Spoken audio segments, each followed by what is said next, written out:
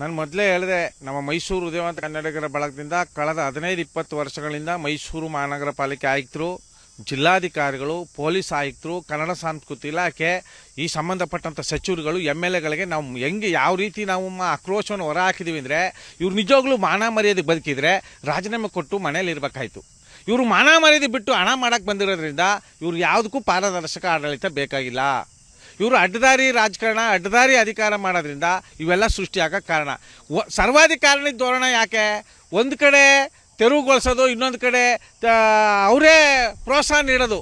Footpath ತೆರವುಗೊಳಿಸಿ ಆ ಫುಟ್ಪಾತಲ್ಲಿ ವ್ಯಾಪಾರ ಮಾಡೋರನ್ನ ಬೀದಿ ಪಾಲು ಮಾಡು ಅಂತ ಹೇಳ್ತಿಲ್ಲ ನಾವು. ಅದಕ್ಕೆ ಪರ್ಯಾಯ ವ್ಯವಸ್ಥೆ ಹುಡುಕಲ್ರಿ.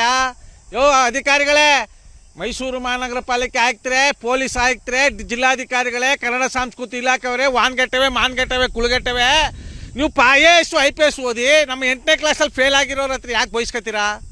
ಇಷ್ಟು ಮಾನ್ಯವಾಗಿ ಅಧಿಕಾರ ಮಾಡಬೇಕು ನೀವು. ಫುಟ್ಪಾತ್ ತೆರವುಗೊಳಿಸಿದ ಮೇಲೆ ಫುಟ್ಪಾತಲ್ಲಿ ವ್ಯಾಪಾರ ಮಾಡೋರಿಗೆ ಪರ್ಯಾಯ ವ್ಯವಸ್ಥೆ ಕೊಡಿ. ಆ ಪರ್ಯಾಯ ವ್ಯವಸ್ಥೆ ಮಾಡಿ ಅವರಿಂದನೇ ತೆರಿಗೆ ಸರ್ಕಾರಕ್ಕೆ ಆದಾಯ ಬರೋ ರೀತಿ ಮಾಡಿ.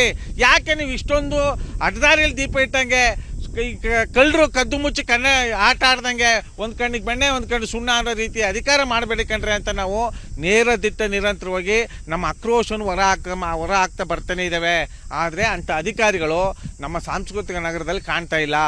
ಇವ್ರು ಏನಿದ್ರು ಮಾಧ್ಯಮಗಳಲ್ಲಿ, ಪತ್ರಿಕೆಗಳಲ್ಲಿ, ಮುಖಪುಟಗಳಲ್ಲಿ ಹೆಸರು ಬರೋಕ್ಕೋಸ್ಕರ ಇವರು ಮಾತಾಡ್ತಾರೆ ಹೊರತು ಪ್ರಾಮಾಣಿಕವಾಗಿ ಮಾಡೋವಂಥ ಧೈರ್ಯ, ದಮ್ಮು, ತಾಕತ್ತಿರೋ ಅಧಿಕಾರಿಗಳು ಒಬ್ಬರು ನನ್ನ ಎದುರಿಗೆ ಬರಲಿ. ನಿಮ್ಮ ಮಾಧ್ಯಮಗಳ ಮುಂದೆ 100 ಸಲ ಅವ್ರ ಕಾಲು ಕಡೆಗೆ ನುಗ್ಗಿ ಅವ್ರ ಭಾವಚಿತ್ರವನ್ನು ಮನೇಲಿ ಮಡಗಿ ನಾನು ಪೂಜೆ ಮಾಡ್ತೀನಿ. ಅಂಥ ಅಧಿಕಾರಿಗಳು ಯಾರಿದ್ದಾರೆ? ಈಗ ನೋಡಿ, ಇವತ್ತು 1.5 ವರ್ಷ 2 ವರ್ಷದಿಂದ ಇದು ಸ್ಮಗ್ಲಿಂಗು ಮತ್ತು ಕಳ್ತನಗಳು, ರೇಪ್ಗಳು, ಡ್ರಗ್ಸು ಎಷ್ಟೋ ಕೋಟಿ ಡ್ರಗ್ಸು ಮೈಸೂರಲ್ಲಿ ಸಿಕ್ತು ಅಂದರೆ ಇವರು ಸಾಂಸ್ಕೃತಿಕ ನಗರದಲ್ಲಿ ಇರೋಕ್ಕೆ ಯೋಗ್ಯರ ಅಧಿಕಾರಿಗಳು? ಯೋಗ್ಯರೇನ್ರಿ? ಮುಖ್ಯಮಂತ್ರಿಗಳು ಇರೋಕ್ಕೆ ಯೋಗ್ಯರೇನ್ರಿ?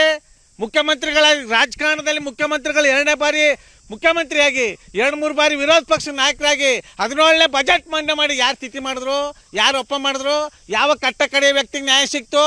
ಯಾರಿಗೆ ಸಿಕ್ತು? ಸಿದ್ದರಾಮಯ್ಯನ ಪ್ರಧಾನಮಂತ್ರಿ ಆಗಬೇಕು ಅನ್ನೋರು ಎಲ್ಲರೂ ಹೋದ್ರು, ಎಡಬಲ ಇರೋರು ಎಲ್ಲರೂ ಹೋದ್ರು. BJP ಅವ್ರು ಮಾನ್ಗೆಟ್ಟವರು, ಕುಲ್ಗೆಟ್ಟವರು. ಇವು BJP ಅವರು ಅಧಿಕಾರ ಒಂದ್ಸರಿ ಅಧಿಕಾರ ಕೊಟ್ಟಿದ್ರಲ್ಲಪ್ಪ. ಈ ವಾನ್ಗೆಟ್ಟವ್ ಕರೆಕ್ಟಾಗಿ ಅಧಿಕಾರ ಮಾಡಿದರೆ ಕಾಂಗ್ರೆಸ್ ಯಾಕೆ ಅಧಿಕಾರಕ್ಕೆ ಬರೋದು? ಅವ್ರು ಇಲಿ ಕದ್ರು ಮುಂಡೆವು, ಇವರು ಹುಲಿನೇ ಕದೀತವ್ರೆ. ಆ ಜನ ಆಸೆ ಆಕಾಂಕ್ಷೆಗಳು ಬಲಿ ಆಗ್ತವ್ರೆ.